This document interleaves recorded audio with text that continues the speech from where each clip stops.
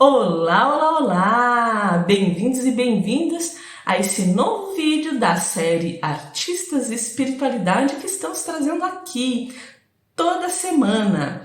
E eu quero convidar vocês a estarem comigo nos próximos minutos para conhecer um pouco mais desse artista que é fantástico e que tem dois motivos pelos quais eu escolhi esse artista, mas eu só vou contar no final.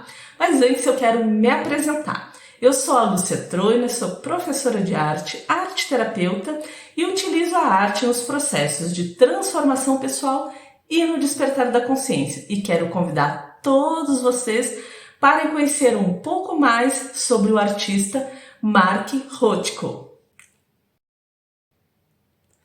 Então agora vamos saber um pouquinho mais desse artista que nasceu em 1903 no Império Russo, na atual Letônia, em uma família judia. Quando foi que ele tinha por volta dos seus 10 anos de idade, a família dele se mudou para os Estados Unidos, em Oregon, para fugir do antissemitismo e do recrutamento militar czarista daquela época, tá? Só que, após 7 meses deles terem chegado aos Estados Unidos, o pai do Mark faleceu e aí ele cresceu a vida, né, sem o pai. Mark, ele casou 2 vezes. A primeira vez foi com Edith Sachar, que foi de 1932 a 1943. Ela era uma designer de joias e ela estava possuindo, né, dificuldades financeiras e ele também, né, então o casamento acaba porque eles não conseguiam mais se manter financeiramente e optaram por se distanciar. E foi aí que depois, em 45, ele conheceu a Maria Alice, mais conhecida como Mel, e ficou casado com ela até 1970, até a sua morte, né? A morte de Mark, tá? Com a Mel, ele teve 2 filhos, a Cat em 1950 e o Christopher em 1963. Vamos falar um pouquinho do temperamento de Mark. Por quê? Porque esse temperamento, a sua formação e constituição interna é o que vai determinar a sua obra artística, tá? Então, a produção do Mark está muito relacionada com a forma que ele via e sentia o mundo, tá? E dessa forma expressava e interagia a espiritualidade, principalmente a sua espiritualidade, tá? Então Mark, ele era conhecido por ser extremamente defensivo, difícil e propenso à raiva. Tinha pavor de ser mal compreendido ou de que suas obras fossem vistas apenas como decorativos. Eu acho que isso é o mal de todo artista, tá? Mas enfim, para Mark incomodava como as pessoas iam receber a sua arte. E a sua relação com o sucesso, embora ele tenha muito buscado esse reconhecimento, mas ele desprezava o mercado da arte. Ele acreditava que esse mercado era um mercado muito mais financeiro, muito mais de interesses do que realmente, né, da expressividade do conteúdo que tinha as suas obras, tá? Ele tinha hábitos que não eram tão legais, então ele era fumante, ele bebia álcool em excesso e isso fez com que a sua saúde fosse ao longo do tempo se deteriorando, tá? E eu acredito que o fato dele também ter esse consumo de entorpecentes, né, aceitáveis socialmente, digamos assim, é pelo fato dessa inquietação interna que ele tinha. Mas eu vou falar isso mais adiante, com mais profundidade. Vamos ver aqui, para a gente poder entender como são as obras e as fases que Mark traz na sua carreira enquanto ator, tá? Enquanto artista, desculpa. Ele tem primeiro a fase figurativa e surrealista, que vai mais ou menos de 1924 a 1946, tá? Eu vou trazer aqui as obras para mostrar para vocês. Enquanto isso, no início da carreira de Mark, ele pintava apenas cenas urbanas de Nova York e também um pouco do surrealismo europeu, tá? Ele utilizava também formas biomórficas e temas da mitologia grega para expressar tragédias humanas universais. Então aqui estou mostrando para vocês Entrada para o Metrô, de 1938. Então são cores mais pastéis, uns tons frios, uma cena cotidiana, né, da qual acontece diariamente. Então é algo que a gente observa e identifica a forma e a figura, tá? Já aqui, em 1944, um tempo depois, ele já está com uma pegada mais surrealista, onde ele traz o redemoinho lento à beira-mar, em que a gente tem essas formas ali que a gente chama de biomórficas, né? Que é o quê? Que é algo que na verdade lembra pessoas, mas não lembra e não é definido, né? Muito característico do período, né? Da escola surrealista, né? Então ele traz essa pegada um pouco. E aí, por volta de 1947 a 1949, Mark ele começa a abandonar as figuras e os símbolos e ele vai mostrando mais blocos irregulares e borrados que parecem flutuar. Foi um prelúdio do que se tornaria seu estilo de assinatura. Lembra que eu já falei nos outros vídeos que todo artista tem uma assinatura imagética, né? Ao qual a gente identifica ali que aquela obra é realmente daquele artista. Tô com o ator na cabeça. As características, né, desse período das multiformas, elas são a ausência de formas reconhecíveis e foco exclusivos em manchas cromáticas, tá? Então estou mostrando para vocês essa obra que é de 1947, que é sem nome, que é frequentemente citada como uma das primeiras transições puras e que apresenta massas de cores orgânicas em tons vermelho, amarelo, azul, que parecem se fundir. Então já começa a ser manchas, né? É interessante que lembra muito manchas de aquarela, né? Só que não era uma aquarela, mas lembra muito a aquarela se a gente for observar essas manchas do Mark. Tem outra aqui, que o número 18, tá? É de 1948, é uma tela que exibe uma organização mais aguçada de manchas, sugerindo a estrutura que ele viria a adotar no ano seguinte. Então ela já tem uma certa organização. O vermelho embaixo é uma cor mais clara em cima, né? Divididos uns tons mais escuros de um lado, os claros mais de outro. Então tem uma certa organização de composição ali. E aí, passando o tempo, Mark pensa, em 1949 a 1970 é quando ele vai para esse período, né, que é o período clássico dele, que é o Color Fields. É a fase mais famosa onde ele consolidou a sua técnica.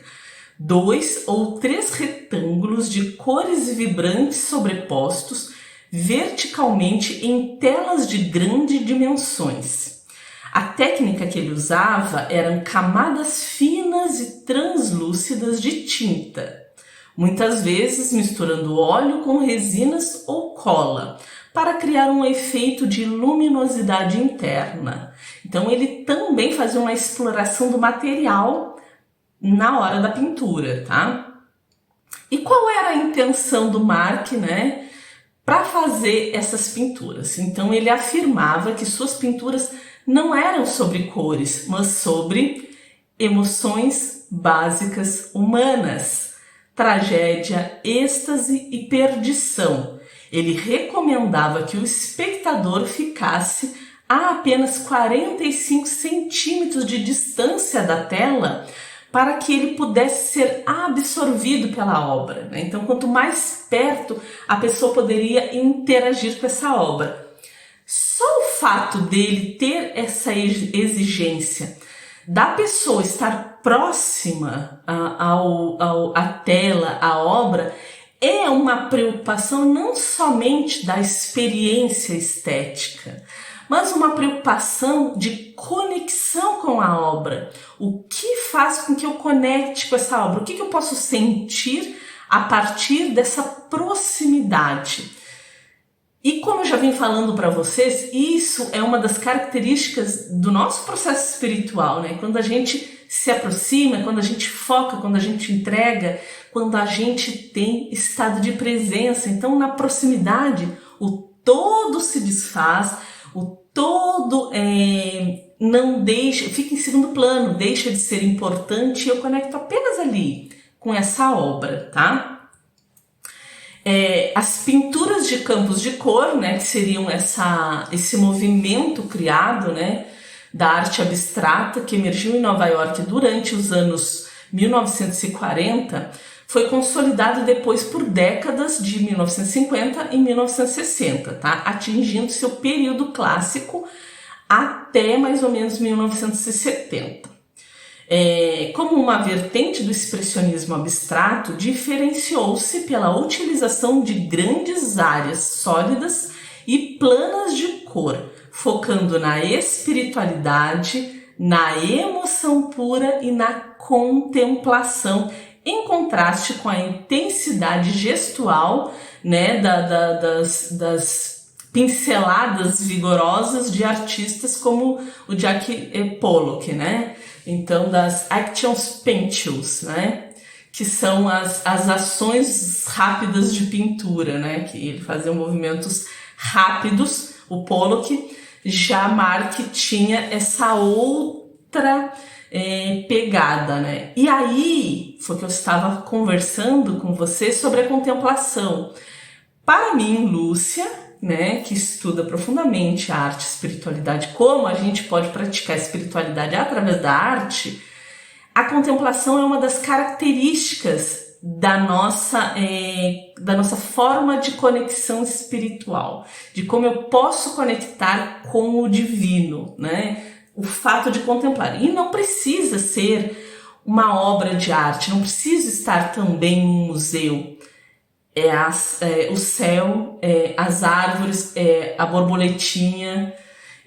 Eu costumo dizer aqui para vocês que eu faço isso com bastante frequência, que é ao longo do dia, né? Se eu posso mais de uma vez eu faço, se não é uma vez só, e às vezes até no final do dia, né? Às vezes é à noite, em que eu saio, e até para alongar o olhar, uma forma de uma fisioterapia ocular, eu olho para o longe e eu começo a contemplar, eu fico olhando o céu.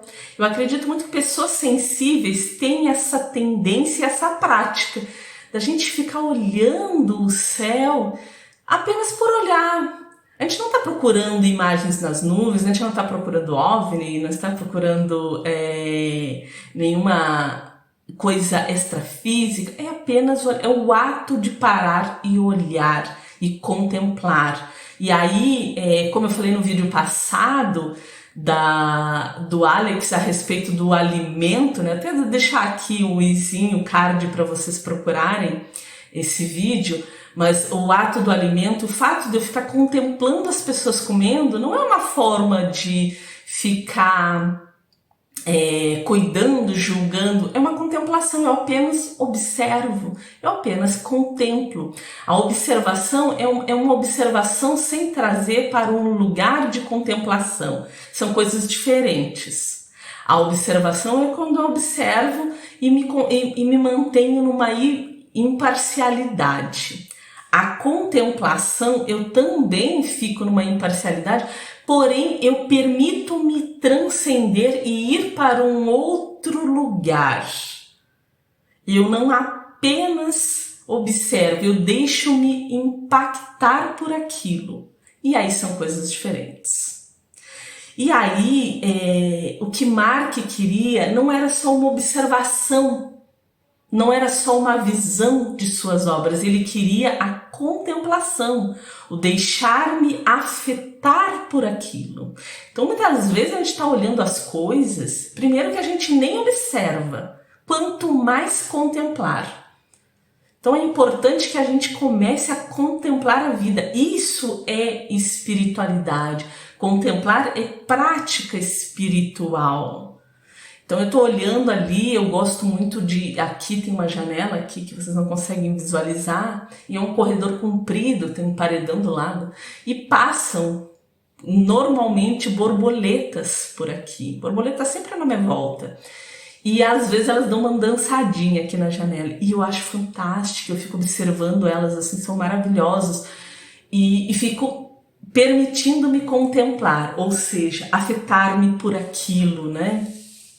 Eu fico olhando, assim, à noite, as estrelas, lua, apenas deixar aquilo entrar. É uma forma minha de oração, de reconexão. Mas, enfim... E aí, Mark queria esse movimento, tá? Então, para isso, ele trouxe algumas características nas suas obras. Deixa eu dar uma arrumadinha aqui no cabelo.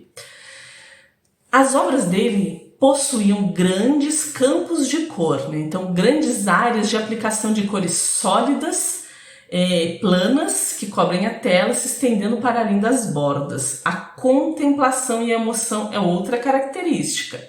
Então, o objetivo era criar uma experiência imersiva e espiritual, onde a cor em si é o assunto principal, apelando ao inconsciente do espectador. Olha isso! Apelando ao inconsciente do espectador. Ali ele já estava misturando meio que uma arte-terapia ali, né? Onde eu quero ativar... chaves e gatilhos do inconsciente, né? A gente faz isso na arte-terapia. Eliminação de gesto é uma terceira característica, né? Então, diferente da pinturação, o Color Fields era caracterizado por uma aplicação de tinta mais calma, planejada e às vezes diluída, evitando pinceladas expressivas. Lúcio, o que é uma pincelada expressiva? Van Gogh. Noite Estrelada, de Van Gogh. Todo mundo conhece Noite Estrelada, de Van Gogh.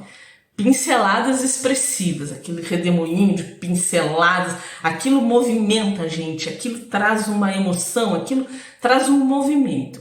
Para ele, não. Então, aquilo, Van Gogh, toda vez que pensarem, tem outros artistas, claro, mas não sei muito bem o que é pinceladas expressivas.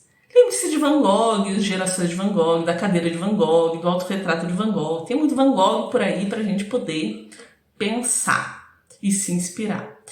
E a superfície plana, que é o flatness, que é a ênfase colocada na bidimensionalidade da tela, sem a ilusão de profundidade ou tridimensionalidade. Olha que interessante, não são muitos artistas que buscam a bidimensionalidade. Na grande maioria, os artistas querem o quê? A tridimensionalidade, ou seja, profundidade, né? Perspectiva, que faça com que tu entres dentro daquela obra, daquela imagem, né? Ele já não, ele já queria essa coisa mais plana, né? Porque no fundo ele não queria dissolver a pessoa, que é um pensamento meu, né? No fundo, ele não queria uma dissolução da pessoa. Ele queria um gatilho e uma reflexão, onde eu apenas dou o gatilho e volto para você esse diálogo e deixo com você esse diálogo. Eu não te trago para dentro de algo diferente do que a gente viu no artista passado do Alex. Que o Alex é muita profundidade, é muita perspectiva, ele traz, né, a pessoa, o olho da gente, a gente viaja nas suas obras, a gente faz caminhos, né, porque não quer dizer que o Alex queria dissolver-se de nós, mas talvez tirar a gente desse ego e levar para um outro estado de consciência nas próprias obras. Aqui não é levar para um outro estado de consciência. Aqui é trazer para o aqui e agora, é trazer o que está no inconsciente para cá e não te levar para cá. Olha a diferença, por isso que eu quis trazer próximo esses dois artistas, porque há conversas e diálogos entre eles, né? E aí, me perdi. Da ilusão de profundidade ou tridimensionalidade. E aqui eu trago as obras para vocês poderem observar, né? Então, olha, né? Quem assistiu o vídeo passado sabe que olha a diferença que é. Então, aqui é o White Center, que é yellow, que é amarelo, rosa e branco, né? E de 1950 essa tela. Então são faixas de cor, né, que às vezes até um esfumaçado não há uma linha definida, não há linhas definidas, não há formas definidas. Formas sim, mas no sentido de limite. Não há limite, extrapola o limite, né? Então é uma forma, um retângulo, mas esse retângulo ele é esfumaçado, seu limite é poroso. E aqui nós temos o laranja, vermelho e amarelo, que é uma pintura de 1961. Então ele também traz, né, essas linhas, esses retângulos de cores. E aí tem um fato curioso, né, que em 1958, o restaurante em Nova York, Four Seasons, acho que é assim que pronuncia, encomendou dele, né, 30 telas, né, para poder colocar no ambiente do restaurante. Era então, a ideia era murais como ambiente imersivo para um lugar específico, tá? Então foram 30 telas que foram criadas para esse espaço. Era um restaurante de luxo e que a ideia era ter um local de espaço meditativo e meio sombrio, né? Para ter essa contemplação, onde eu tiro o externo para ter os gatilhos, né?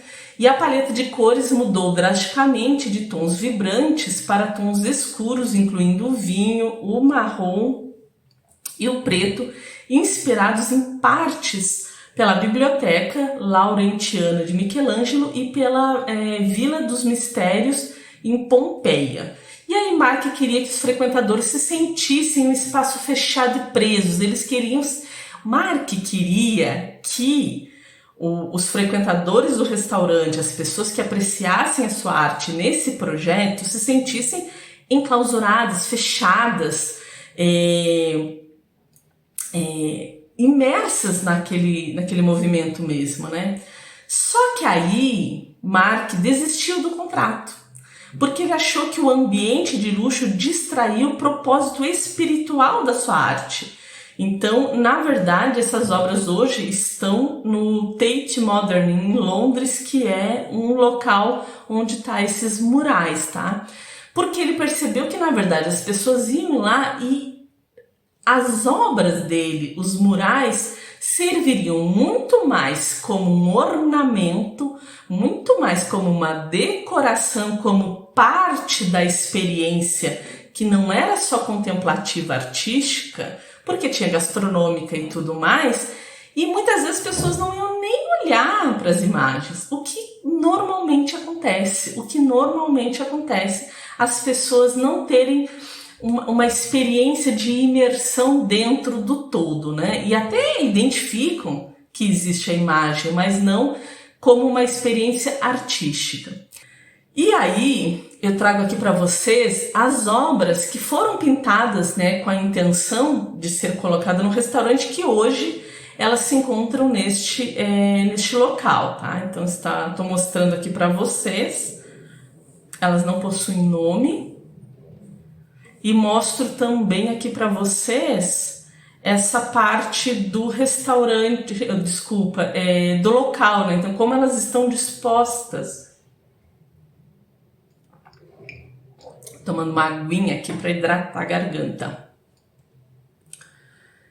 E aí, então, ele vai para um outro projeto, porque Mark vivia de projetos, né? Todo artista tem suas fases, né?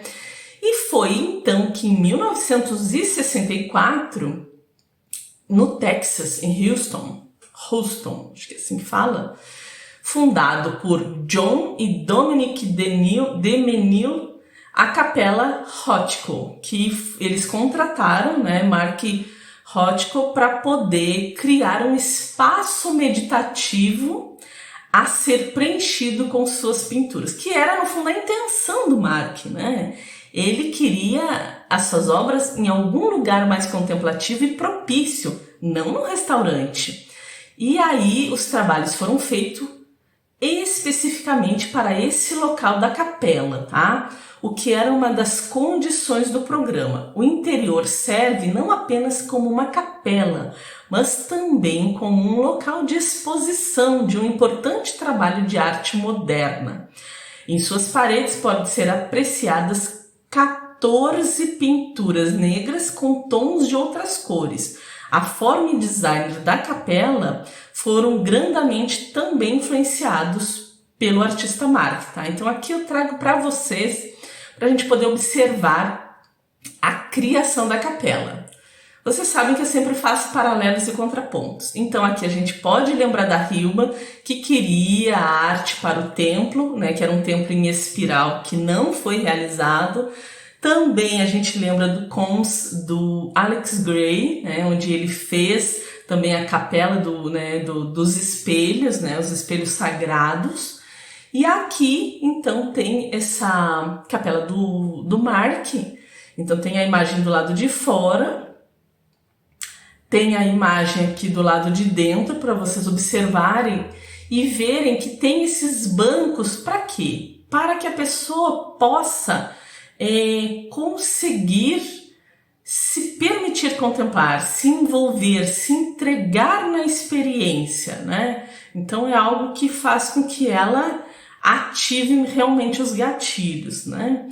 Tem também aqui a planta, né? É importante a gente trazer a planta que foi, eu quis trazer para vocês poderem observar como é a arquitetura, porque tudo isso faz parte da própria experiência, né?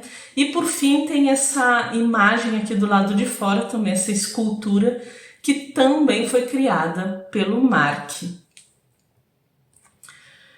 Bem, Mark teve as fases, então em cada fase ele traz uma percepção espiritual, tá? Então eu quero conversar isso com vocês porque a mensagem na obra de Mark, ela é muito subjetiva, ela é algo que é muito mais intimista. Ele não foi um artista que é amplamente conhecido, que ele saiu em muitas mídias, não que ele não fosse conhecido, ele é conhecido, né?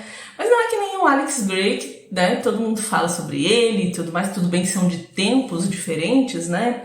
Mas mesmo assim, há algo mais privativo em torno do Mark. Então, as obras, a fase que ele faz com as multiformas, ele traz, né, na nossa percepção espiritual, é o caos da criação, o surgimento da forma a partir do nada. Então é o olhar espiritual que a gente tem, né, a partir da série de multiformas dele.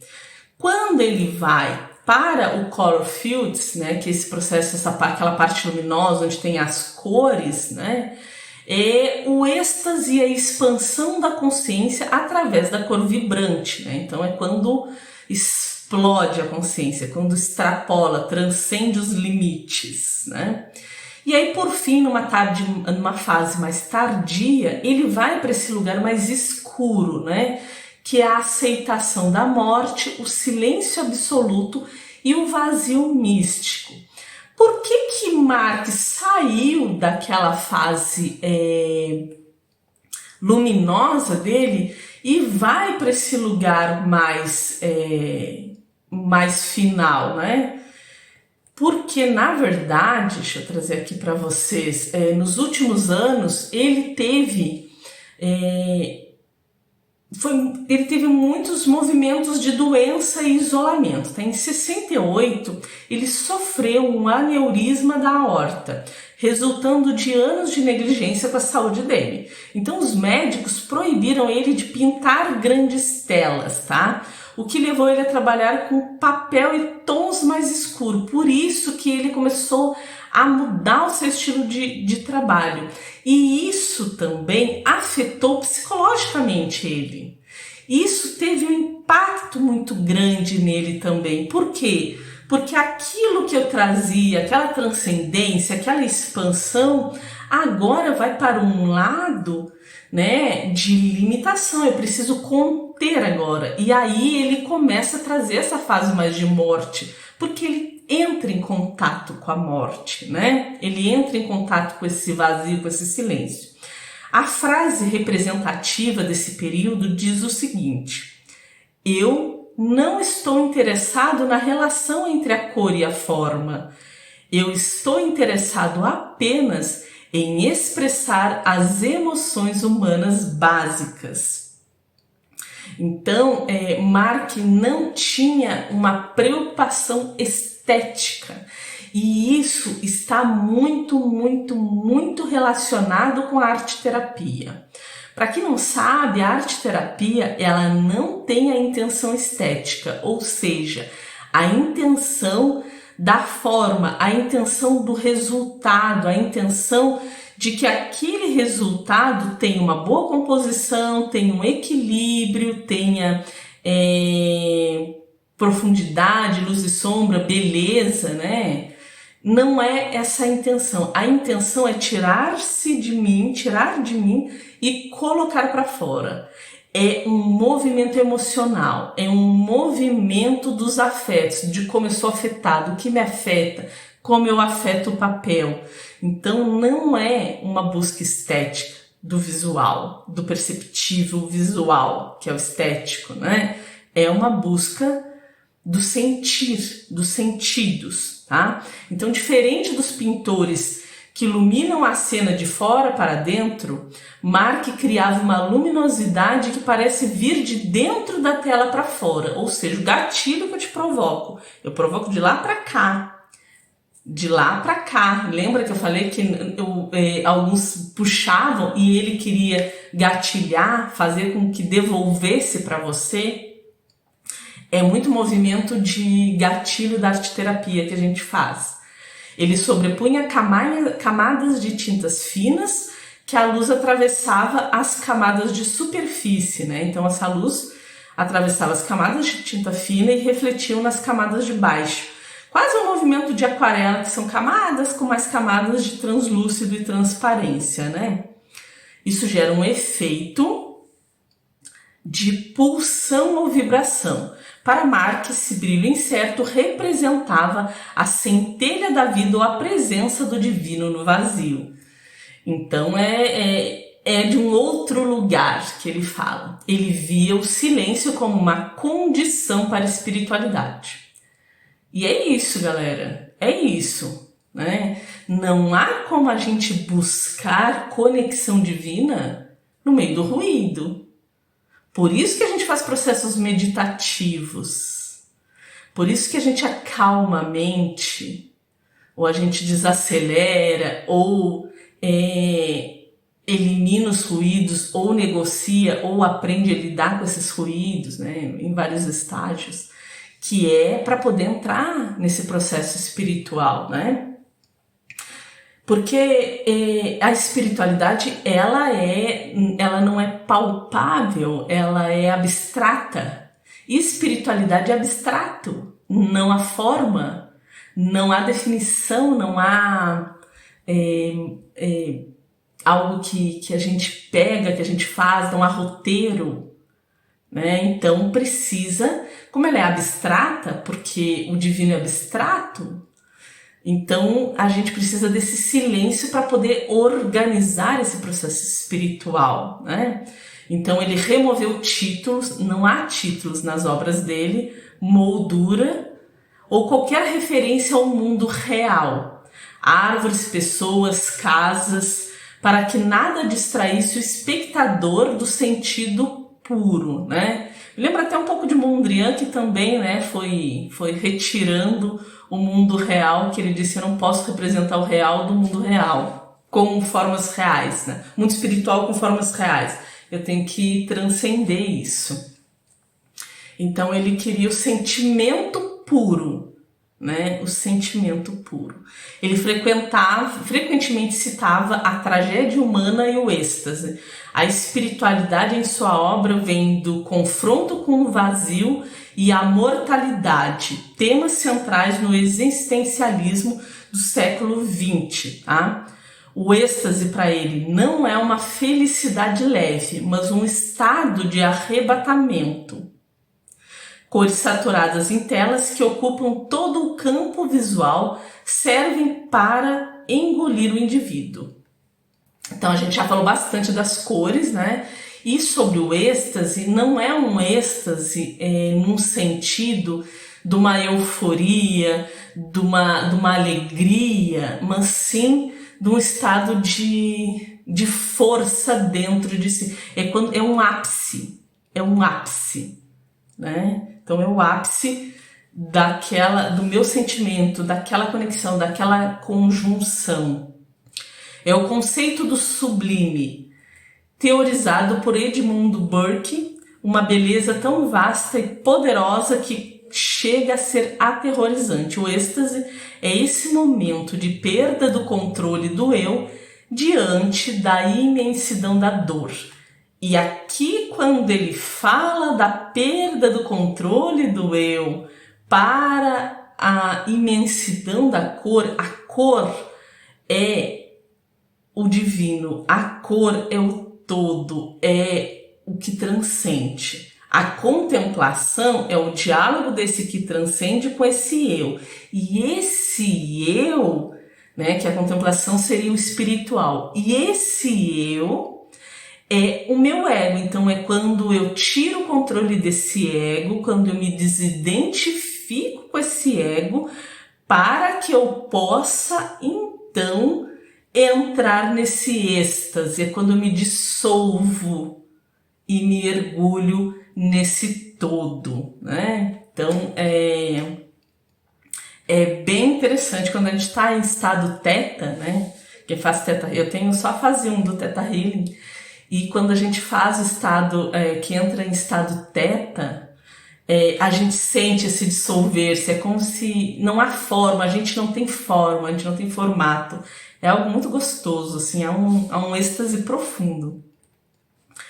E aí a gente chega nas fases finais, né, que é a perdição, onde ele torna-se literal através do uso de cores profundas e opacas, onde ele remove qualquer ponto de foco, não há centro, não há margem clara, e isso cria uma sensação de desorientação espacial. E o olhar para uma de suas telas escuras era como olhar para um abismo da própria consciência. A perdição aqui é a perda de referência do mundo físico, tá? Eu quero trazer aqui para vocês isso aqui. Deixa eu trazer aqui para vocês. Eu vou continuar e depois eu vou retomar nesse assunto da perda de consciência do mundo físico, tá? Eu tô aqui mexendo aqui os slides, tá? Que tô olhando aqui para baixo, que eu tô vendo o texto que eu construí. A influência dele é não religiosa na vida adulta, então ele veio de uma família judia, mas ele não tem uma religião, então a herança judaica influenciou, mas não teve essa influência depois, tá? Ele não teve experiência na vida adulta. A ética de trabalho e a estética, tá? Ele tinha essa questão do judaísmo ortodoxo, então há uma proibição rigorosa de representar a imagem de Deus ou figuras humanas em contextos sagrados. Então por isso que ele até vinha com esse que se chama aniconismo, que vinha com essa questão de não ter forma mesmo, né? Porque ele já vinha com a influência dessa questão judaísmo ortodoxo, tá? Historiadores trazem que a abstração total, forma de respeitar esse vazio espiritual, e buscar o divino sem usar ídolos ou figuras materiais, tá? Para ele, a espiritualidade não era religiões organizadas ou iconografia sagrada, mas sim a experiência transcendente do indivíduo diante do desconhecido. Ele também acreditava que a arte deveria ser uma forma de comunicação direta entre a alma do artista e a alma do espectador. Mark também pintava em telas monumentais, não para ser grandioso, mas para ser íntimo. Então ele queria criar intimidade, por isso a proximidade com a tela, né? A visualização dessa proximidade. Ele instruía museus a pendurarem suas obras em salas pequenas, com iluminação baixa e quase sem molduras. A gente viu ali a capela de Mark, né? Que é bastante parecida, é bem assim, né? Ao ficar próximo de uma tela de 2,5 metros, a visão periférica do espectador é preenchida pela cor. Isso elimina a distância entre o eu e o objeto, criando um estado de introspecção similar ao de um templo ou local de oração. Lembra que eu falei para vocês que a proximidade lá no início do vídeo, quanto mais eu me aproximo, eu me distancio do todo? É meio isso, é para criar estado de presença, né? E isso favorece a oração e a conexão.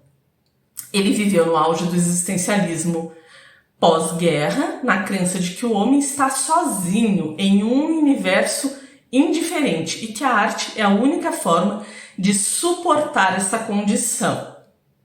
A crença no aqui e agora, estado de presença, não acreditava em uma vida após a morte ou em uma salvação externa. Para ele é o aqui e agora, né?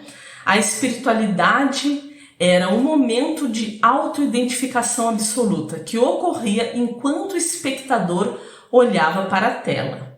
O vazio era o espaço da criação e da verdade interior. Então, a gente pensa muitas vezes que artista espiritual é aquele que vai falar do mundo espiritual, que vai falar de espíritos, que vai falar com espíritos. Não.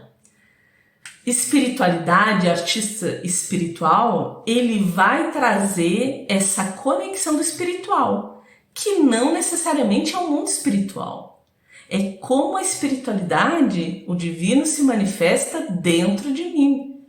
Isso é espiritualidade. É mais simples do que tudo que estão trazendo por aí. A espiritualidade é a conexão do divino em mim. E é o que Mark faz de forma muito, muito simbólica, de forma simples. Com manchas, com expansão dos limites, com contemplação. Então aqui para mim é a minha forma, Lúcia, de trabalhar com a espiritualidade e arte. Esse jeito do Mark. Não é representando o mundo espiritual, que muitas vezes eu até faço, não é intencionando, não é sugestionando, mas é aqui, é no pouco, é no pequeno, é no simples, é no quase nada. Não há quase nada ali e ao mesmo tempo há tudo. É no vazio que contém tudo. O todo tá no vazio, né? Tô indo para a filosofia, deixa eu voltar aqui. E aí Mark faz isso, né? Então, ele não acreditava na vida após a morte. Mas isso não faz com que ele não tenha um processo espiritual.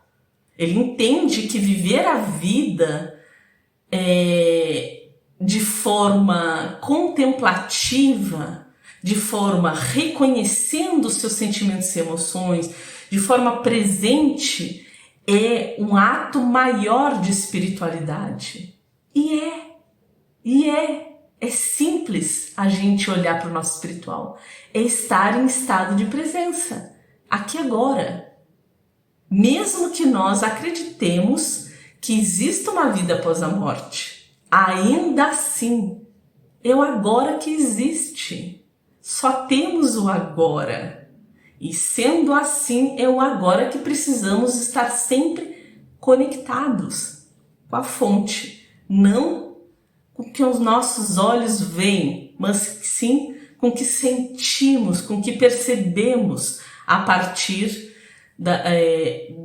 dessa experiência, dessa vida, chamada vida, né? Dessa experiência. E aí a pintura não era um hobby, uma profissão, mas um ato sagrado. O estúdio como templo, ele mantinha um ambiente de silêncio e isolamento quase monástico enquanto trabalhava. Muito parecido com quase todos que a gente está vendo aqui, né? Inclusive comigo.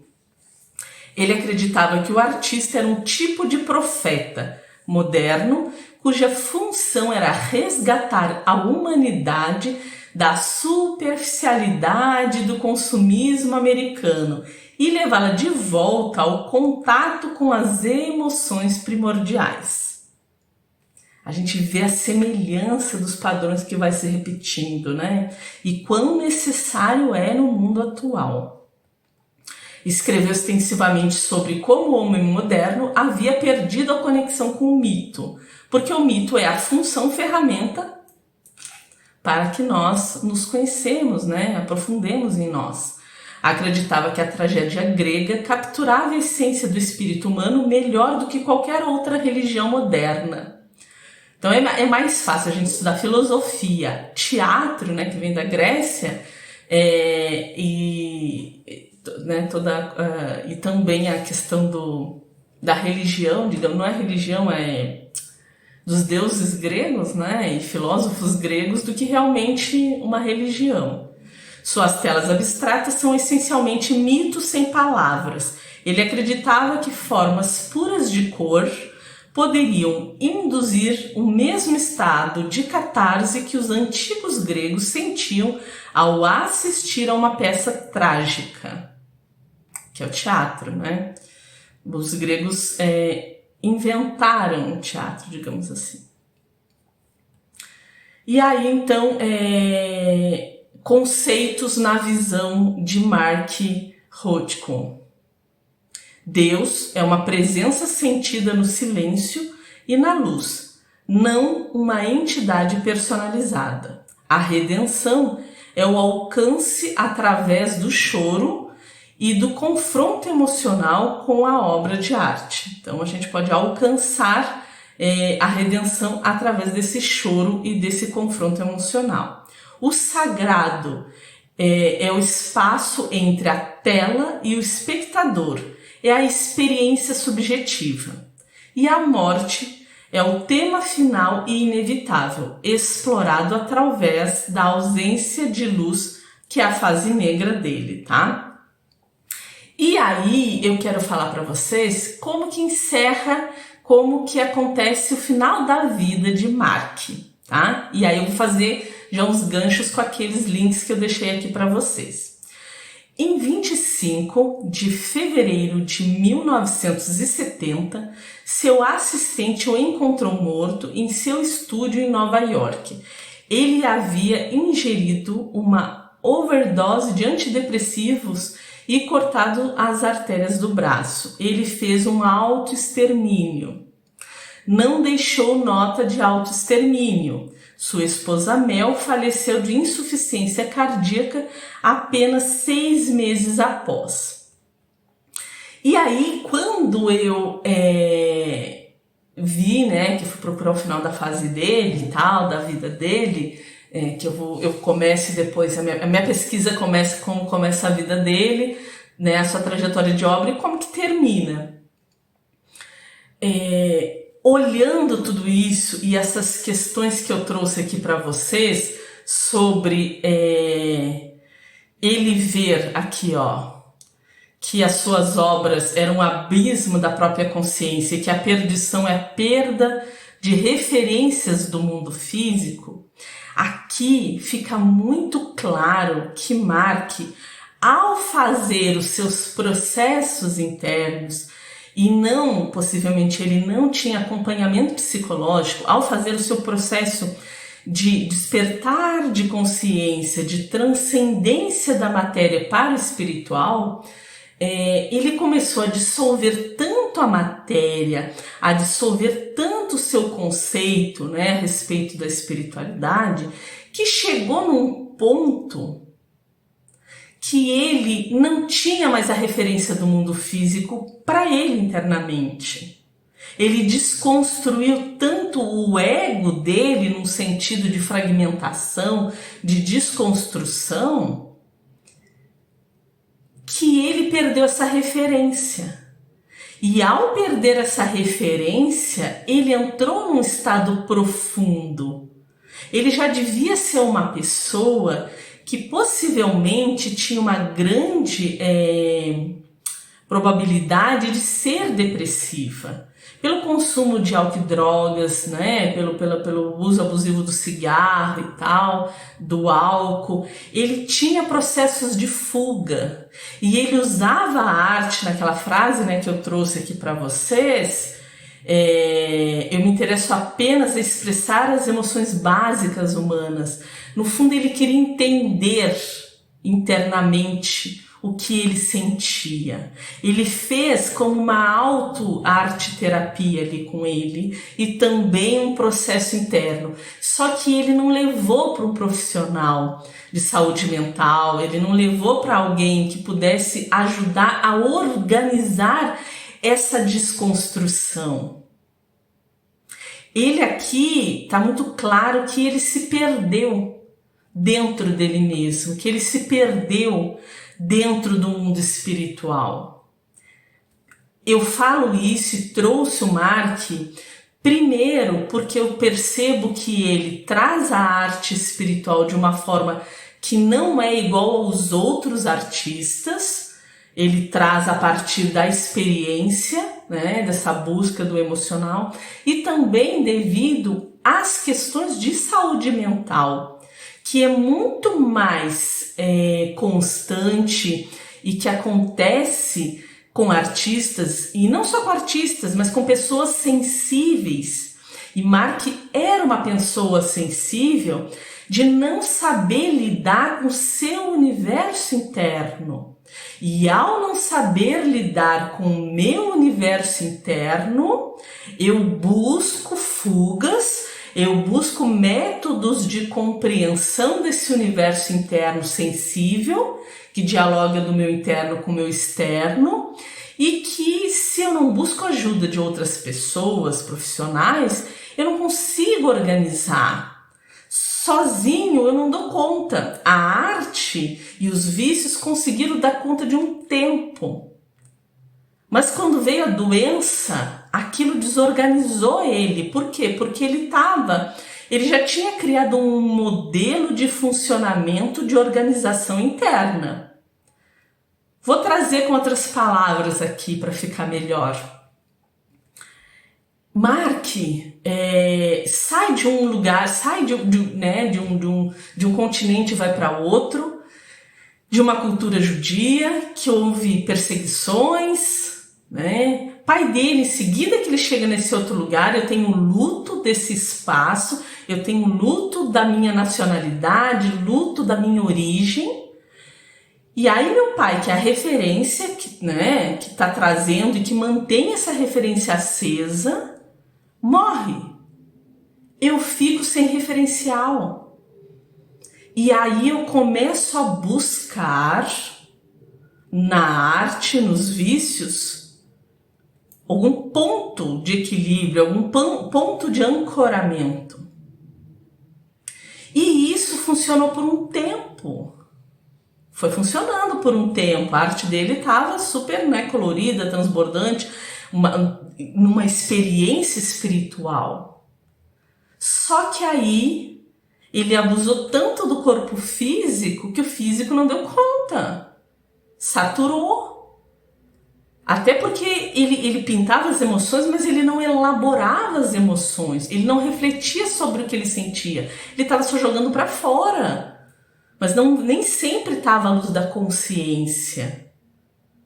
Um processo da arte-terapia a gente coloca para fora e a gente vai pensar, refletir, vai achar modos de começar a agir diferente no nosso dia a dia. É um processo, não é uma coisa só pôr para fora. Não é só pintar. E ele não fazia esse processo de elaboração do sentimento para o pensamento, de entendimento, de mudança de padrão, de hábito. Aí o corpo não deu conta. E aí bugou tudo, né? Veio as questões dos derrames e tal. E aí o médico, não pode mais fazer isso. Esse modelo que funciona para ti não dá mais. Vamos ter que achar outro.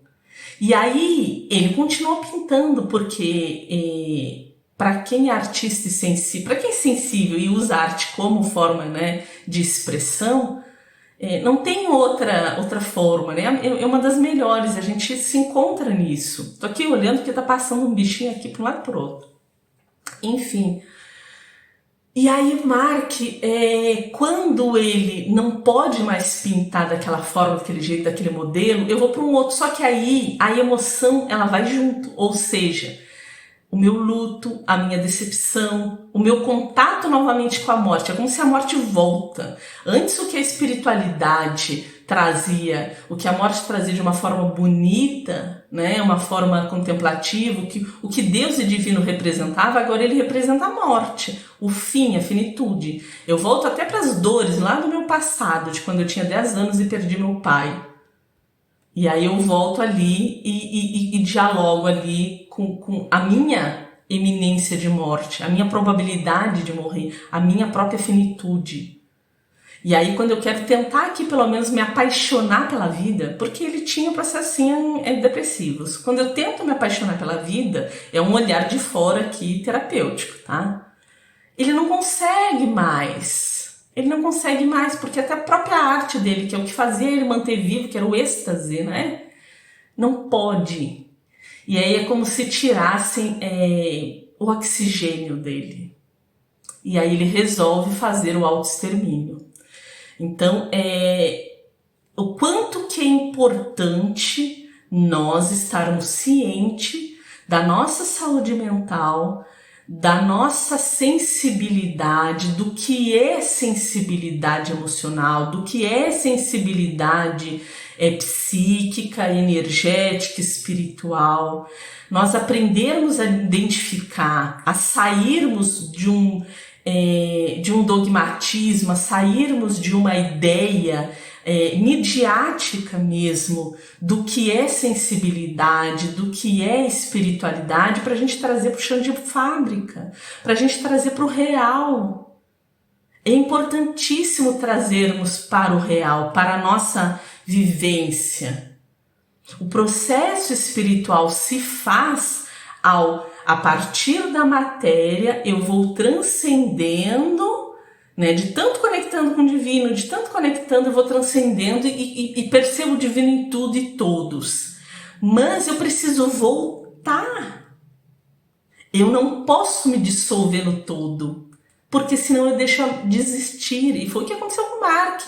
Ele se dissolveu nesse todo e perdeu identidade, propósito, perdeu o eu, a personalidade, o ego. Por isso que essa história de morte de ego é uma furada. Não é morte de ego coisa nenhuma. Se tu matar teu ego, tu se dissolve nesse todo e entra para um estado de consciência, tu entra para um lugar, na verdade, de paranoia. É isso. É isso que não é dito. Porque o pessoal que fala só da espiritualidade não tem ali o embasamento do conhecimento psicológico, psíquico, científico. Integrar-se, expansão de consciência não é morte de ego. Expansão de consciência é desidentificação com o ego. Desconexão e organização e estrutura do ego para que ele funcione na sua função máxima, que é organizar a minha vida prática, matrix 3D material, através da minha consciência. Ele é uma função, o ego é um objeto, digamos assim. Eu não posso tirar esse objeto. É como o espírito no corpo físico, ele precisa do corpo físico para estar aqui. A nossa consciência precisa do ego para estar aqui, porque senão ela não consegue habitar aqui. É como a água que precisa do copo aqui. É que aqui tá. Precisa desse copo a água. Senão ela se esparrama. Ela precisa de contenção. Contenção. Mas é eu entender que eu sou a água e não o copo. Isso é expansão de consciência. Isso é despertar. Isso é o ego, o copo, a água, a consciência. E aí, quando eu percebo que eu sou água e que eu tô aqui dentro, que eu uso esse copo para me dar uma forma, para que eu possa fazer o que eu preciso fazer, que é o quê? Hidratar a Lúcia. Aí sim. Mas eu não vou tirar esse ego. E Mark, ele entrou na neurose, desculpa, é um julgamento, mas ele entrou nessa função de se perder. Ele tinha tanta coisa dentro dele, tanta profundidade, e ele se dissolveu tanto. Isso tudo é uma leitura minha, gente, a partir do que eu li aqui, do que eu estudei sobre ele, que ele se desintegrou, ele só queria expressar as emoções humanas. O que no fundo Mark queria era um tratamento psicológico. Era reorganizar, entender as emoções dele. E por ser sensível, essas emoções acabam sendo maiores. No sentido, não é que são mais, é que são amplificadas. As coisas são amplificadas, as emoções são amplificadas, as percepções são amplificadas, as sensações são amplificadas. Então, dentro esse diálogo espiritual com saúde mental, a gente precisa estar bem atento, porque dependendo do discurso, tu pode levar as pessoas a estados de desorganização mental. O que muitos querem, muitos líderes religiosos querem. Para quê? Porque aí é o formato da minha forma de manipulação. Mas eu não vou entrar aqui porque não é esse o conteúdo, né? Mas, enfim, então por isso que eu trouxe o Mark Rothko. Fala esse sobrenome meio difícil para mim, Rothko. Mas é isso, para a gente poder ter esse alerta, sabe? Para a gente poder ficar atento, para a gente poder se orientar, para a gente parar de comprar discursos que vendem aí da espiritualidade positiva, daquilo que a gente acha que está sempre feliz e que não é. Mas também não se aprofundar, né? Não alimentar essa depressão, né? Tem que trazer elaboração. É necessário que todo movimento psíquico, todo movimento vai fazer uso de psicodelia, vai fazer uso, né, de alucinógenos, tenha elaboração a partir do que está sendo visto. Lembra que eu falei na arte visionária do Alex Gray? É isso. Ele teve elaboração a partir do que viu. Ele não ficou só na miração, ele foi para além e elaborou dentro dele. Ele fez o trabalho completo, por isso que ele é o que é. É isso, pessoal. O vídeo ficou mais longo do que eu pensava, mas eu precisava trazer esse alerta. É importante, muito importante, porque os índices estão cada vez maiores de autoextermínio de pessoas sensíveis que não estão sabendo lidar com isso. E aí busca ajuda no mundo espiritual, /religioso, /youtubers, /internéticos, e se dão mal. Não é bem aquilo, tá? É preciso espiritualidade com responsabilidade. É preciso a gente entender e ter responsabilidade sobre o nosso processo e o processo dos outros. É isso. Espero que vocês tenham gostado desse artista bem diferente, desse discurso bem diferente, mas que também faz parte aqui da nossa série de vídeos de artistas e espiritualidade. A minha eterna gratidão e até uma próxima.